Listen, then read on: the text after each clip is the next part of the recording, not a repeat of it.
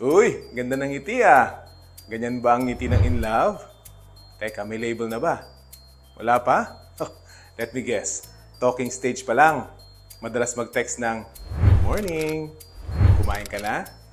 Ingat pag-uwi." Ang sweet naman. Yung totoo. Nafo-fall ka na, no? Alam mo, marami tayong kilalang ganyan. Ang sarap naman kasing kiligin. Tipong pipikit ka, tapos may imagine mong, what if siya na? What if siya na ang the one? Tapos, pag pinili mo ng ibigay ang matamis mong oo, dahan-dahan siyang bibitaw. Mawawalan ng gana, tapos mamimiss mo na yung dati. Ganyan ang love bombing. At hindi lang yan sa relasyon ha, pati sa mga politiko. Gagawin nila ang lahat para makamit ang matamis mong boto. Ayuda rito, tulong doon, may harana at dance number pa para mas lalo kang ma-fall sa kanilang pambobola. Pero pagkatapos ng eleksyon, kalimutan na. Baka may natanggap ka pang text blast na iboto siya. Illegal yan ha? Ang tanong, deserve mo ba to?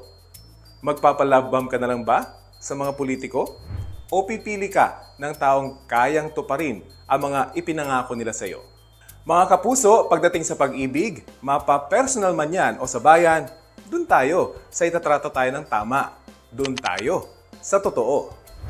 Ako si Rafi Tima para sa GMA Integrated News.